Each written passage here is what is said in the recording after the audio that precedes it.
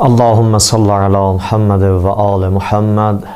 Euzu billahi mineşşeytanirracim. Bismillahirrahmanirrahim. Ve bihi nesta'in innehu hayru nasirin ve mu'in ve sallallahu ala rasulihil amin. Rabbi şrah li sadri ve yessir li emri ve hlul uqdeten min lisani yefkahu kavli. Ve hakkı Fatıma ve abiha ve ba'liha ve beniha ve sirril mustavda'i fiha. Allahümme salli ala Muhammed ve ali Muhammed. Hazreti Xanım Zəhra salamullahi aleyhanın mübarək Mövlud günləri, Mövludu tamamı Allah sevər, tamamı Peyğəmbər sevər, tamamı insanlıq sevərlər üçün bərəkətli bir gündür.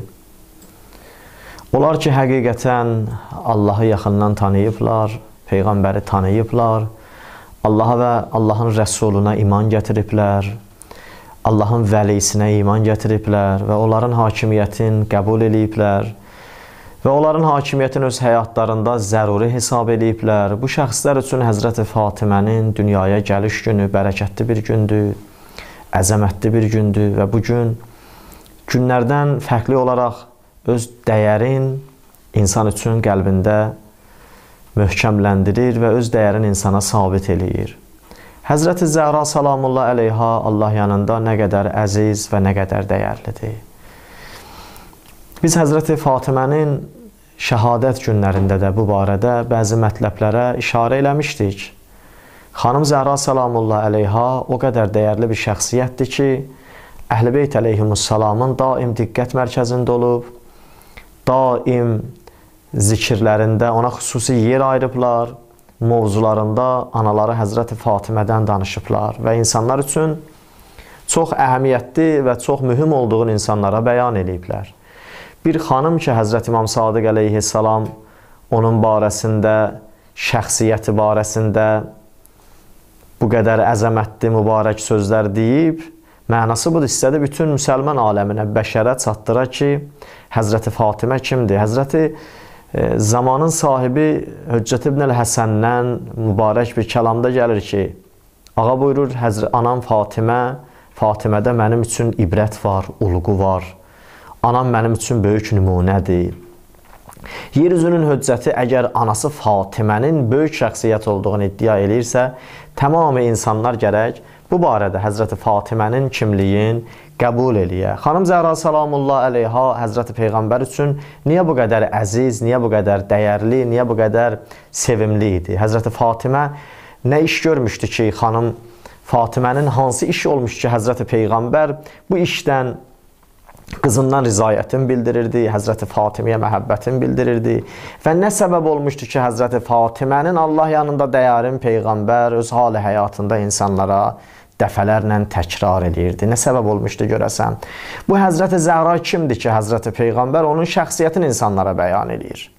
Baxın, Həzrəti Fatimənin şəxsiyyətini insanlara bəyan edən bir Peyğəmbər vəhyidən başqa bir söz danışmayıb. Vəhyin sözü qurtarmaz, vəhyin kəlamı bitməz, vəhyin kəlamı tükənməz və vəhyin kəlamında hər hansı bir cümlə və kəlmələrə, sözlərə nöqsan və qüsur olmaz ki, onu təkraran bir məclisdə yaxşı deyə bilməyib, növbəti məclisdə onu əbərtərəf eləsin. Bir məclisdə yaxşı danışa bilməyib, növbəti məclisdə onu yenidən təkrar eləsin. O mövzu barəsində olan söhbətinin hər hansı bir kəmkəsir yerlərini düzəltsin. Vəhyin barəsində bu şeyi əslən insan düşünə bilmir. Bəs nə səbəb olub Həzrəti Peyğəmbər tikrarən, dəfələrlə təkrar Xanım Zəhranın barəsində müxtəlif məclislərdə söz açıb Həzrəti Fatimənin barəsində müsəlmanlara bu cür buyurub. Həzrəti Səlman Həzrəti Peyğəmbərin ən yaxın dostlarından və ən yaxın sirdaşlarından, evin əhlindən, evin sədaqətli dostlarından biri olan bu Səlmana Həzrət Peyğəmbər buyurur ki, Həzrət Səlman, hər kim qızım Fatiməni sevsə qiyamətdə, cənnətdə mənə ilə bir yerdə olacaq, behişdə mənlə bir arada olacaq. Hər kim qızım Fatiməni qəzəbləndirsə, hər kim qızım Fatimiyə qəzəb eləsə, Allah onu cəhənnəmə daxil eləyəcək. Baxın, nə qədər mühüm olub Həzrət Peyğəmbər Müxtəlif görüşlərində, müxtəlif məclislərində xanım Fatiməni yada salırdı. Xanım Fatimənin hələ gənc ikən, tam yaşının az vaxtlarında qızı Fatimədən danışırdı, onun şəxsiyyətindən danışırdı ki, vəhyin sözü xanım Fatiməni tərif edirdi. Həzrəti Fatiməni Fatimə eləyən amillərdən ən mühümlərindən biri buydu ki, xanım Zəhra Səlamullah əleyha Peyğəmbər məktəbinə heç vaxt xəyanətə yol vermədi və xəyanət eləmək istəyənlərə də şərait yaratmadı. Mümkündür insan bir həddə özü zahirən haqq məktəbinə xəyanət eləməyə, amma haqq məktəbinin müqabilində xəyanət eləyənlərə qarşı da elə bir iş görməyə, əksi münasibət görsətməyə. Bunun özü də əsli mətləbdə xəyanətdən hesab olunur. Sərihən barəsində xəyanət deyilməsə də, amma müxtəlif hədislərdən ələ gələn nəticələr baxırsan ki, bunlar da xəyanətdən hesab olunur. Həzrəti Fatimə özü Həzrəti Peyğəmbərin məktəbinə xəyanət eləmədi, özü vəhyin məktəbinə xəyanət eləmədi, özü Peyğəmbər ailəsinə xəyanət eləmədi, amma heç də xəyanət eləyənlərin müqabilində sükut eləmədi. Xəyanət eləyənlərin xəyanətin faş elədi.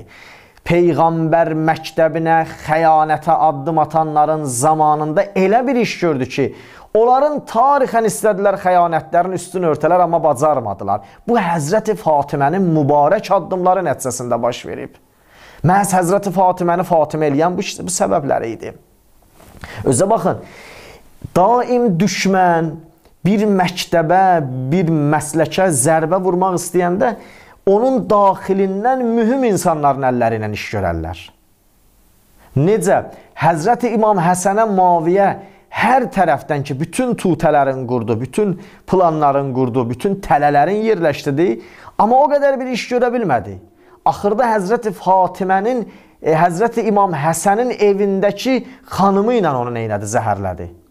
Və yaxud məsələn, Həzrəti İmam Kazım əleyhissalamın barəsində Harun ər-Rəşid çox işlər görmək istəyirdi. Amma onların ən mühümü Cəfər Bərməkinin əli ilə İmam Kazım əleyhissalamın əmsi oğlunun əlləri ilə bu işi gördü. Və sair və ilaxir nə çox məsələlər. Mütəala Allah Həzrəti Lut Peyğəmbərlə Nuh Peyğəmbərin barəsində Təhrim surəsində ayədə, mübarək ayədə söz açanda buyurur ki, Zərəbəllahu məsələn lilləzinə kəfəru mrəət Nuhin və mrəət Lutin kanətə təhtə abdeynə min ibadinə salihin fəxanətəhuma fələm yuğniyə ənhuma minəllahi şeyən və qilədxulən nar mə'd-daxilin. Mütəala Allah Təhrim surəsində iki Peyğəmbərin evində məzlumiyyətindən söz açır. İki Peyğəmbərin məzlumiyyətindən bəhs eləyir. İki Peyğəmbərin məzlumiyyətin önə çəkəndə bu cümlədən istifadə eləyir. Yəni, Quran buyurur ki, misal çək o xanımlara, misal vur o xanımlara. Onlar ki, kafir oldu Nuhun xanımı ilə Lutun xanımı. Həmən bizim salih bəndələrimizin ixtiyarındaydı o iki xanım. Onlar bizim bu iki salih bəndəmizə xəyanət elədilər. Onların Peyğəmbər xanımı olmağı onlara heç bir şeydə fayda vermədi. Və onlara deyildi ki, nəticə itibarında cəhənnəmə gedənlərlə, cəhənnəmə daxil olanlarla siz də daxil olun. Lut Peyğəmbərlə Nuh Peyğəmbərin xanımı cəhənnəm əhli oldular. Səbəb nə oldu? Həzrəti Lut Peyğəmbərlə Həzrəti Nuh Peyğəmbərin xaricdə olan düşmənləri o qədər işlər görə bilmirdilər. Evin mühüm şəxsiyyətlərin əlləri ilə bu işi görmüşdülər. O şəxsi ki, evin bütün sirrinə malikdir, o şəxsilər ki, evin sirrindən xəbərdardır, evin sahibinin nə iş görməyindən az-çox xəbərdardır, kənardakının bu qədər xəbəri yoxdur. Quran bu iki şəxsi kafir adlandırır. Buna görə ki, mühüm olan bir şəxsiyyətin həyatına xəyanət elədilər. Mühüm olan vəhyin məktəbinin əleyhinə xəyanət elədilər. Həzrəti Fatimənin uca məqamı buna xatir idi. Evin mühüm şəxsiyyəti idi. Xəyanətdən amanda qaldı. Bir, əlavə, xəyanət görənlərin, xəyanət düşünənlərin xəyanətin faş elədi. Özə baxın ha, Həzrəti Fatimiyə o zaman bəzi məsələlər üz gətirmiş ki, Həzrəti Fatimə əgər Həzrəti Lutun, Həzrəti Nuhun xanımı kimi bir addım atsaydı, Həzrəti Peyğəmbər məktəbinə böyük cinayətlər törədəcəkdilər, Həzrəti Peyğəmbər məktəbinə böyük bəlalar nazil edəcəkdilər, Həzrəti Peyğəmbər məktəbindən əsli əsər və əlamət qalmazdı.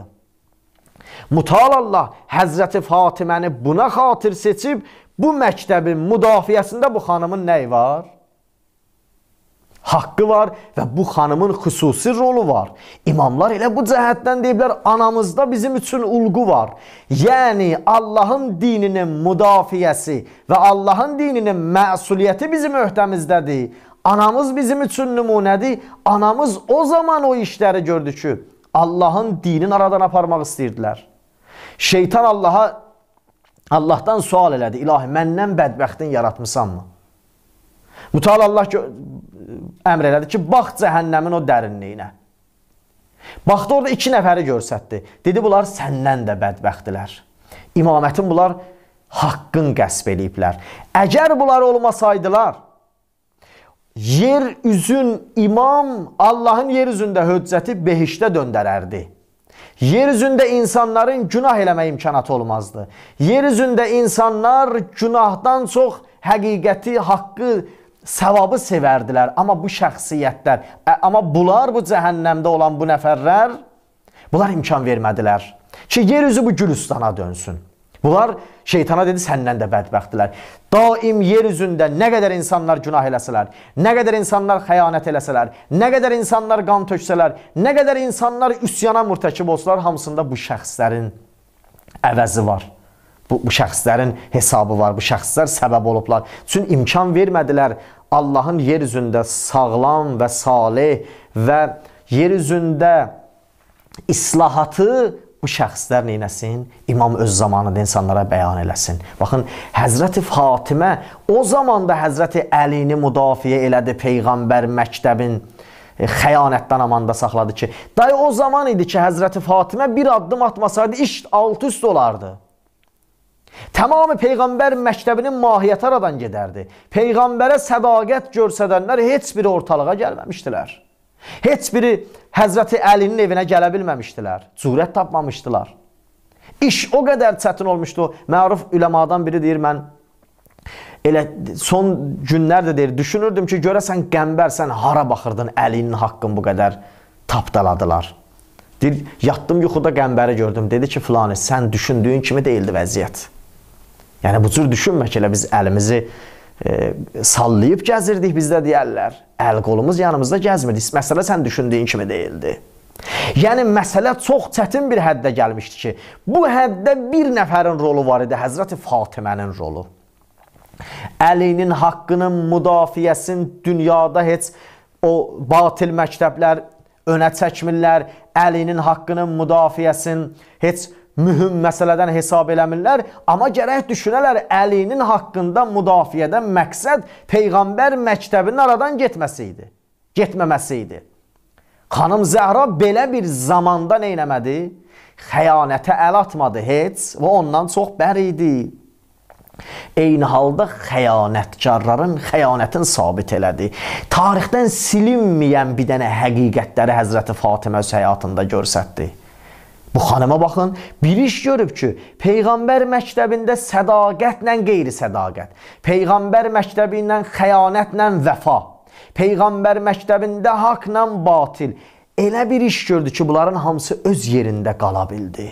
İnsanların azğınçılığa getmə bütün bəhanələrin kəsib Həzrəti Fatimə öz hali həyatında. Bu qədər mühümdür bu xanım. Ki, görürsünüz, böyük şəxsiyyətlərin son dönəmlərdə baxın zamanın bu gedişatına, alimlərin daim öz ətrafında olanların əlləri ilə daha çox xəyanət eləyirlər. Eynən də imamların evində böyüyən, imamların evində dərs alan, imamların evinə gediş-gəliş eləyən, imamların sirlərindən xəbərdar olanlarla bağlı düşmən daha çox işlər görə bilib. Görürsən, məsələn, bir nəfərdir, bir böyük insanın evinə gedib gəlir.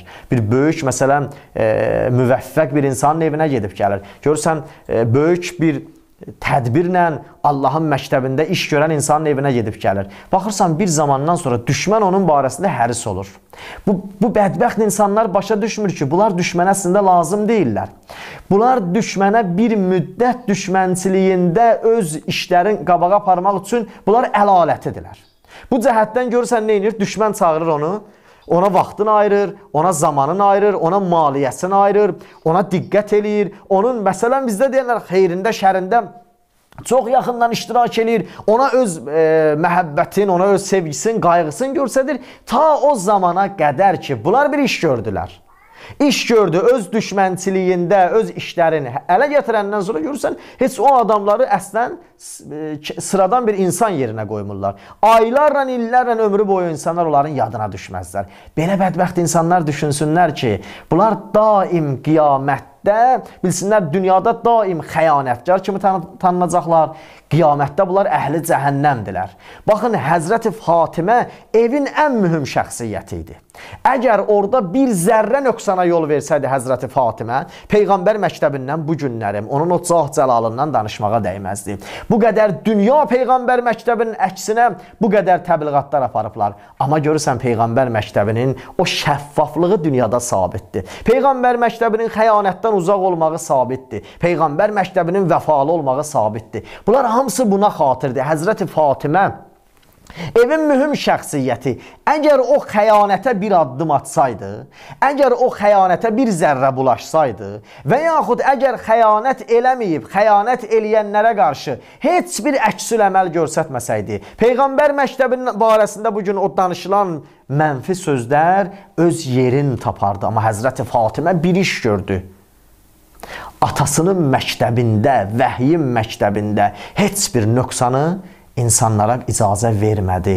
Təbliğ eləyələr və Peyğəmbər məktəbinin sədaqətinə əl atalar, Peyğəmbər məktəbin naqis insanlara təbliğ eləyələr. Bu Həzrəti Fatimənin məqamının ucalığı idi. Və Həzrəti Fatiməni məhz Fatimə eləyən, Həzrəti Fatimiyə bu qədər dəyər verən, evin mühüm şəxsiyyəti və onun əli ilə görə biləcək işlərini hamısının qarşısında xüsusi sədd çəkən bir şəxsiyyət və bundan əlavə Peyğəmbər məktəbində nə qədər bu niyyətdə olub Peyğəmbərə xəyanət eləmək istəyənlər var, bunların hamısının müqabilində bütün xəyanətləri məhv eləyən, Peyğəmbər məktəbin layiqincə difa eləyən, eynən Peyğəmbərin özü kimi məktəbin saflığın dünyaya təbliğ eləyən bir xanım idi. Bu cəhətdən Həzrəti Fatimənin barəsində Peyğəmbər buyurur ki, atası ona qurban olsun.